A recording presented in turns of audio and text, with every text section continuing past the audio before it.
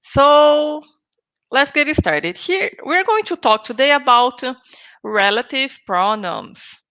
And what are relative pronouns, right? They are these words who, which, that, whom. We have other relative pronouns that we can see in another class, okay? But these are the most important ones. And if you know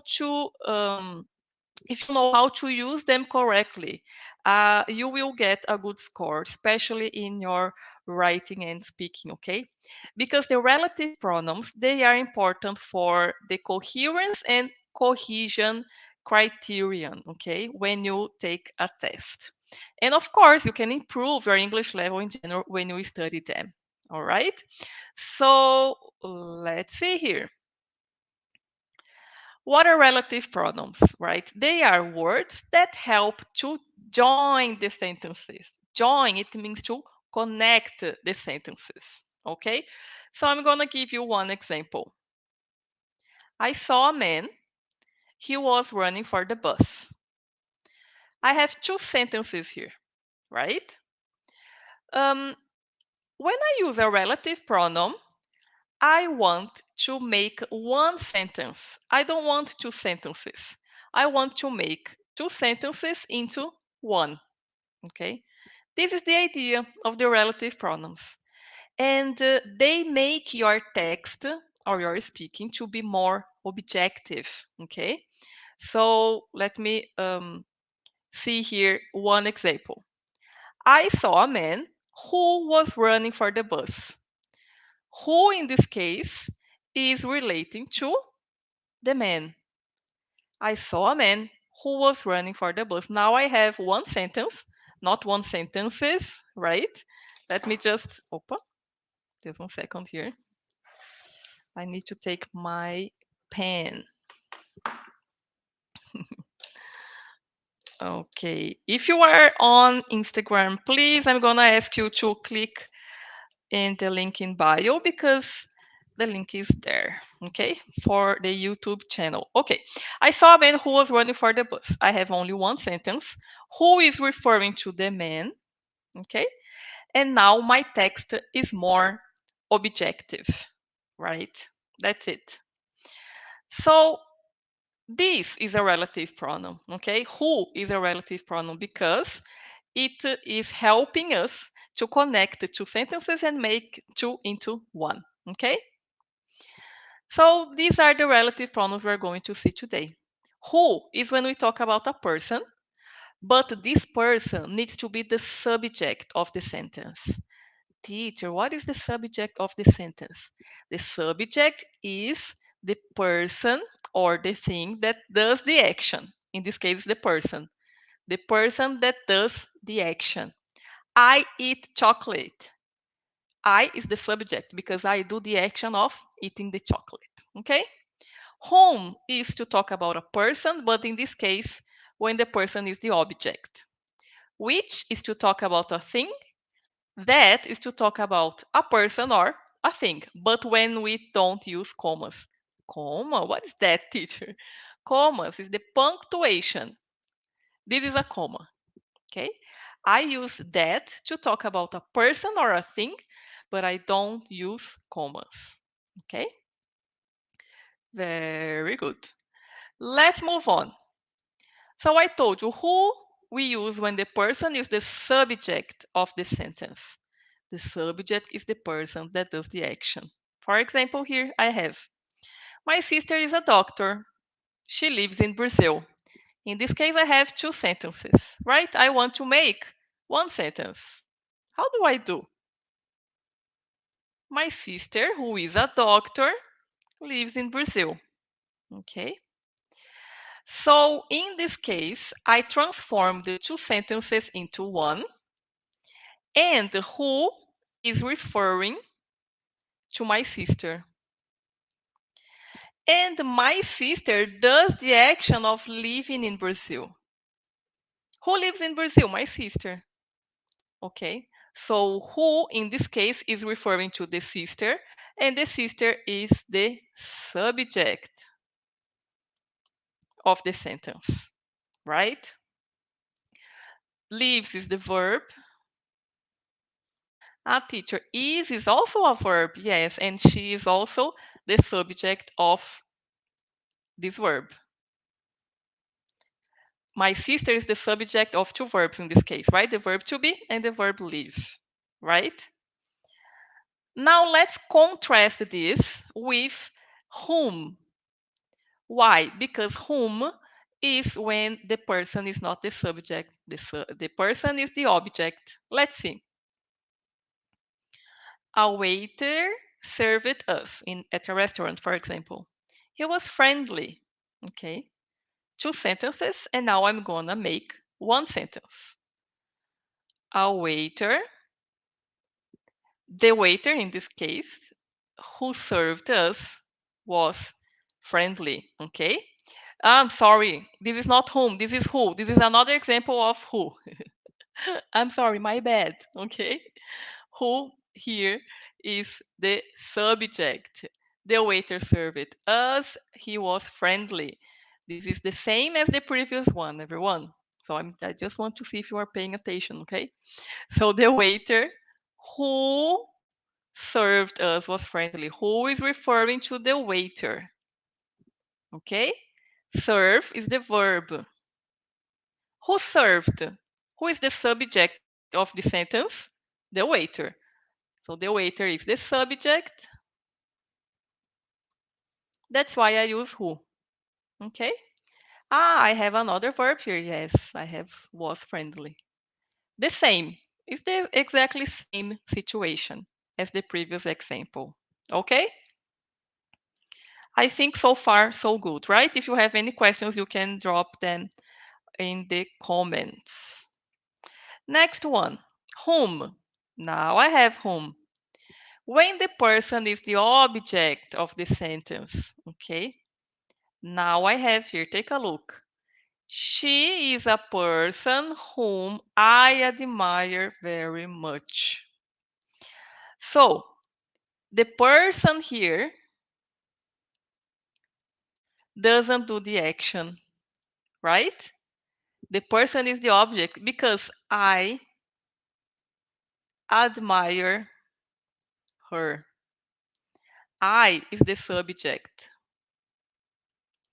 Admire is the verb. So, admire is the verb, okay? So I is the subject, the verb admire, and whom I admire. I admire her. Okay. The person. She is a person whom I admire very much. Okay. So I admire the person. The person here is not referring to I, is referring to she, and she here is the object. Okay. And this is the object of this verb. Object. Right? So every time you study relative pronouns, you need to understand that it is important for you to understand what is a subject, a verb, and an object. Okay, this is really important. So let's take a look at here. She's a person whom I admire very much. In this case, you have, take a look, you have I after whom, right? So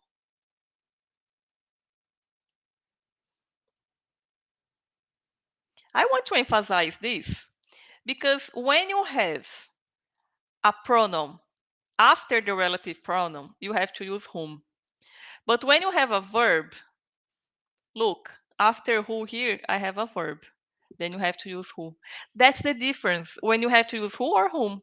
This is a very common question that I receive from the students. Okay, teacher, when do I have to use who? When do I have to use whom? The tip for you is imagine my sister, I'm gonna write here.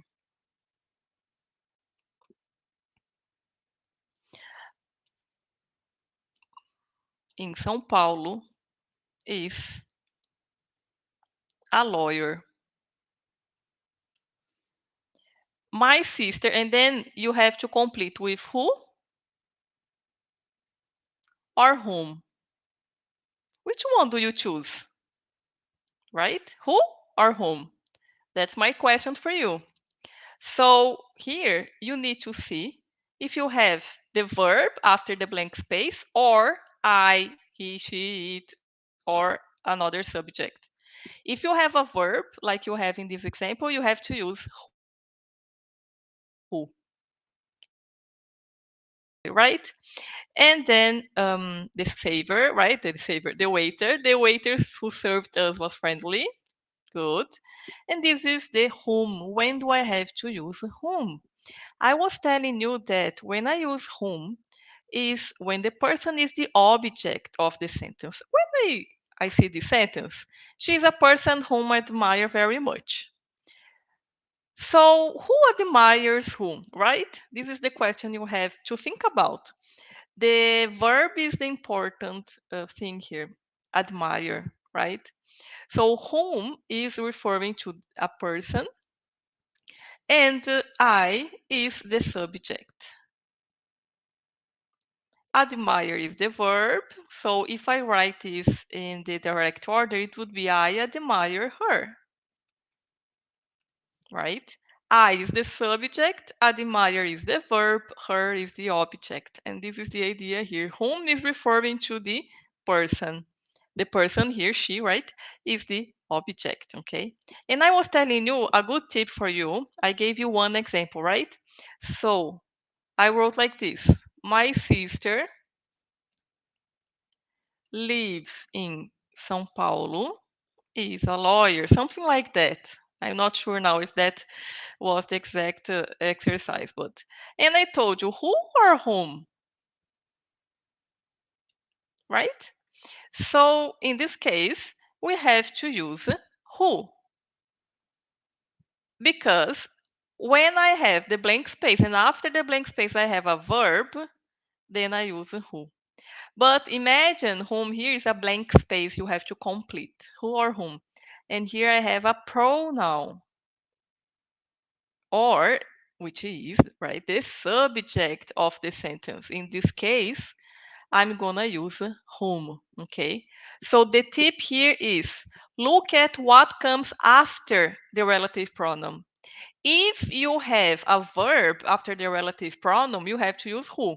If you have a pronoun or a subject, you are going to use whom, okay?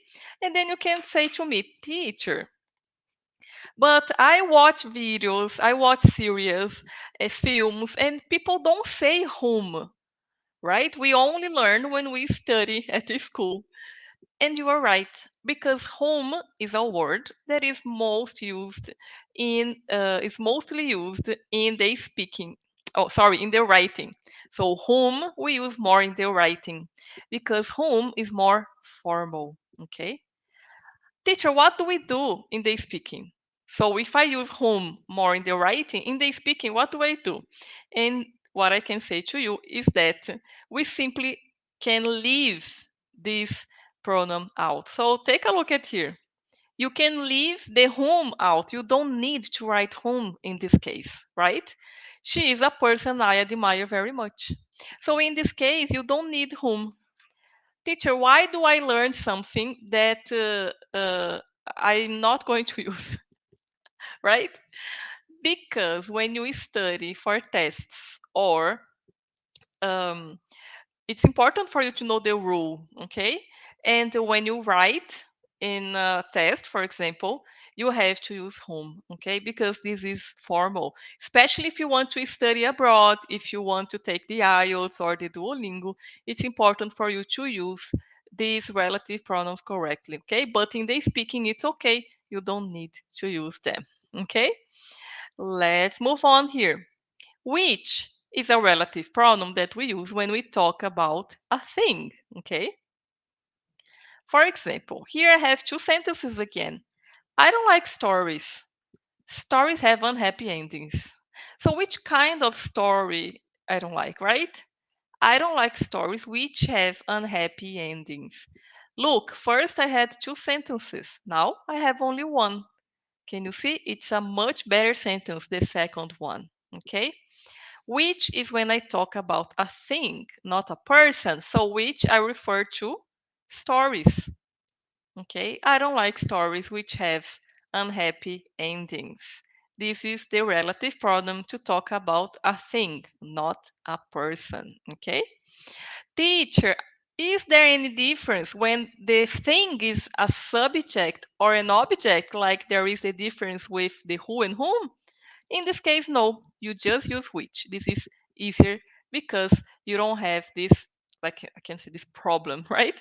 Of having to memorize when the thing is a subject or an object, right? You don't need to worry about that. And now we're going to see that we use when we talk about a thing or a person, but it's only in a specific situation when you give essential information. What is essential information, teacher? If I don't give you the information,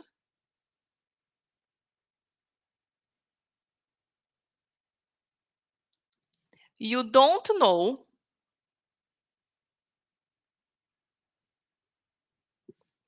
what I'm talking about. Okay? And I'm gonna give you examples now. So here, my sister, who is a doctor, lives in Brazil.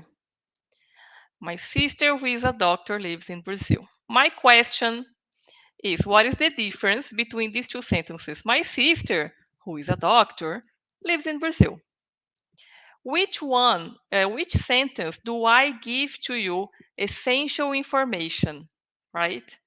So in this case, essential information I have in the first one. Because when I say to you, my sister who is a doctor lives in Brazil, maybe I have more than one sister, right? I have more, maybe I have to say to you that her profession is a doctor. Because if I say only my sister lives in Brazil, my sister lives in Brazil, you are going to ask me, which sister? Because you have two or three or more, right? My sister, who is a doctor, lives in Brazil. So in this case, I give to you essential information. If I don't say to you that my sister, her profession, you don't know which sister I am talking about because maybe I have more than one sister. Okay? In this case, when I give essential information, so this is the case of essential info, I can use that. My sister that is a doctor lives in Brazil. That or who. And in this case, don't use comma. Don't use commas. In the second case, my sister, who is a doctor, lives in Brazil. I have only one sister. Okay? Then I don't need to say to you which sister I'm talking about. My sister, who is a doctor, lives in Brazil. In this case, it's not essential information because I have only one sister. This is extra info. Okay? If I say to you only this, my sister lives in Brazil, you know which sister I'm talking about because it's only one that I have, right? So that's it. Let's practice. Here I have complete the sentence with who, whom, which, or that. I'm going to give you some time to do, and then we're going to correct right away. Okay? Remember that there are some. I'm don't remember now exactly the number, but you can put that. Okay? You can put that and which, or that and who. It depends. So let's see here. The delivery came today was incomplete. So I have to think about the verb, right? Came. What came? The delivery. The delivery came. The delivery is a person or a thing? A thing, right? So I don't use who or whom. I have to use which or that. Can I use both, which and that? Or do I have to use only which or only that? Okay. Um, you can use both, which or that. Remember, I can always use that when there is no comma. Okay? The man lives next door is an accountant. The man is a person. Ah, a person. So I have to put who or whom. But do I have a verb after the blank space or a pronoun, a subject? In this case, I have a verb, right? That's why we have to put who. The man who lives next door. The woman I met in Chicago is a very important client. The woman is a person. Who or whom? I have to see what comes after the blank space. After the blank space, I have a pronoun, I. So I'm gonna write whom. The woman whom I met in Chicago is a very important client. I went to see a lawyer. Maria recommended. Lawyer is a person, right? So in this case, I have to use who or whom. But can I use, what do I have after the blank space? I don't have a verb, I have Maria. Maria is a person, it's a subject, so I'm gonna use whom. Number 5, a tenant is someone pays rent to live somewhere. Someone is a person, so I'm not gonna use which. Who or whom? I have to look here. Pays is a verb, so when I have the verb after it, I have to use who. So I have a question for you. Find the place in which I can leave out the relative pronoun. Okay, I don't need the relative pronoun. And this is number 3 and number 4. So in this case, I don't need to use a whom. I can say the woman I met in Chicago is a very important client. So the meaning will be understood. Okay. You can also say, I went to see a lawyer Maria recommended. You don't need to use whom, right? So remember, in the writing it's better for you to use the whom. In the speaking, you don't need because it's more informal. Okay? Very good. There are another thing that I want to say to you. Where can I use that? Number 1 and also in number 2 and number 5. So here I can use that and also that here. All right? Let's move on. Okay, this is the same. I want you to let me know if these sentences are correct. Okay, let's see. Melanie told me about her new job that she's enjoying very much.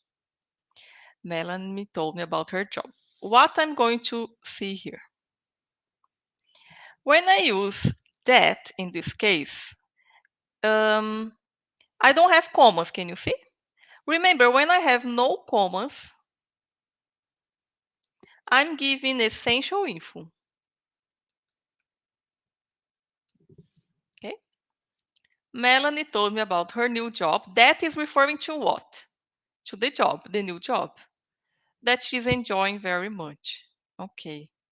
So if you are a little bit lost here, come back to the other example when I gave you the example of how many sisters I have, one or more than one, okay? Because then you will understand that when I have no commas, I give essential info. And in this case, it looks like Melanie has more than one new job. Teacher, maybe Melanie had 2 jobs and then she changed her 2 jobs at the same time and now she has 2 new jobs, right? Can that happen? Yes, it can. It's possible. Is that probable? Not so much, right? So maybe the best thing to do here, Melanie told me about her new job, comma, which she's enjoying very much. Melanie told me about her new job, comma, which she's enjoying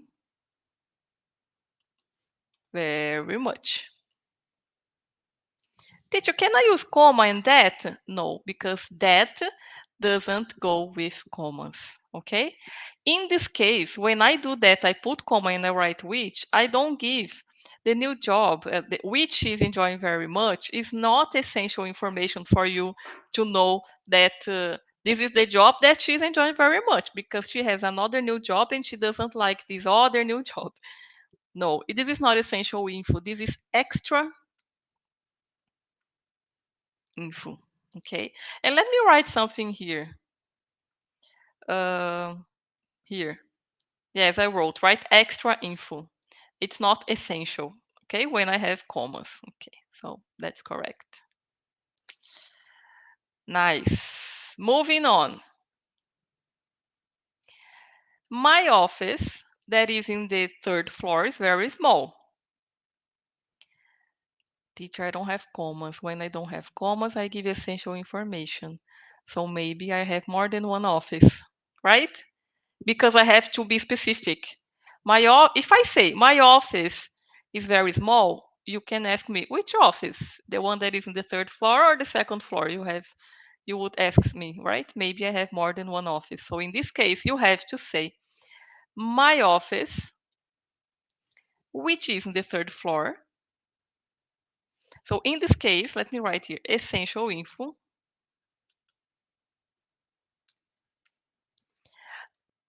I have more than one office. Okay. My office, which is in the third floor, comma, is very small. Teacher, so can I say that this sentence is incorrect? No, it's not. It's correct. It can be because in this case, I have to specify to say to you that the office is in the third floor. I need to give essential info. It's not wrong. Okay. But if you want to say my office is very small and you have only one office, you are going to use like this, comma and which. This is extra info.